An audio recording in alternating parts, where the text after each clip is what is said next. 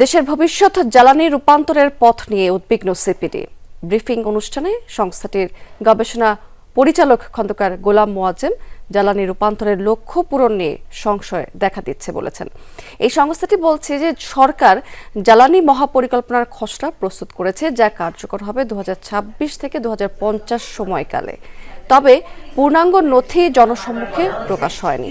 খসড়ায় carbon ক্রেডিটের মাধ্যমে 2050 সাল পর্যন্ত $20 বিলিয়ন নিঃসরণ ক্রেডিটের পরিকল্পনা রয়েছে।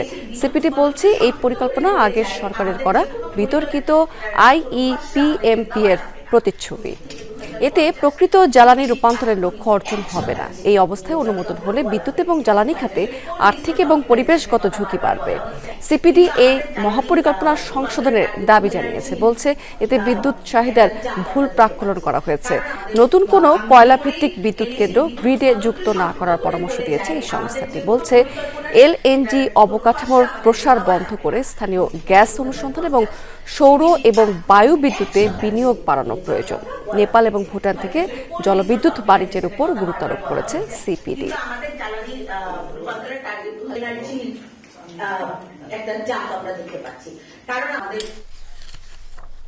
দর্শক, সিপিডির ধানমন্ডি কার্যালয়ে এই মুহূর্তে সেই ব্রিফিংটি চলছে, আমরা সেখানে সরাসরি যুক্ত হব।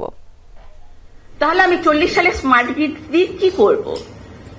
আবারও প্রশ্ন আছে, তাহলে কি স্মার্ট গ্রিড করার ক্ষেত্রেও অনীহা যে আমি নবায়নযোগ্য জ্বালানিও করব না, তাহলে তোমার স্মার্ট গ্রিড করবার প্রয়োজন নেই। এবং তার পাশাপাশি যেটা তোকে বললাম যে একটা রিজিনাল ম্যাপিং এর দরকার ছিল এখানে, সেটা এখানে অ্যাবসেন্ট। যে কোন জায়গায় সোলারের বা উইন্ডের হাইড্রো পটেনশিয়াল কিরকম এবং সেভাবে আমার গ্রিডটাকে ডেভেলপ করার দরকার, সেটাও আমরা এখানে চরমভাবে অ্যাবসেন্ট পেয়েছি। আচ্ছা, এখন খুব সংক্ষিপ্তভাবে একটু আমাদের প্রাইমারি এনার্জি সিনারিওটা বলি।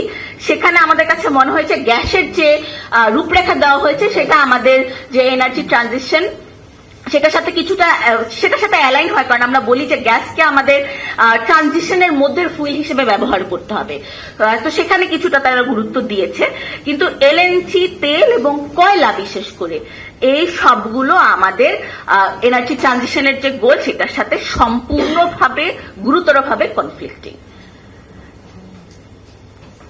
এবং তার পাশাপাশি আমি বলেছিলাম যে আপনাদেরকে ইনভেস্টমেন্ট প্ল্যানটাও দেখাবো। আর টেবিল 9-এ যে ইনভেস্টমেন্ট প্ল্যানটা আছে সেটা মূলত প্রাইমারি এনার্জির জন্য। আপনারা দেখতে পাচ্ছেন যে এখানে LNG টার্মিনাল এবং পাইপলাইন করার জন্য 25 থেকে 30 বিলিয়ন US ডলার অ্যালোকেশন রাখা হয়েছে। আমি একটু মনে করিয়ে দিতে চাই এটা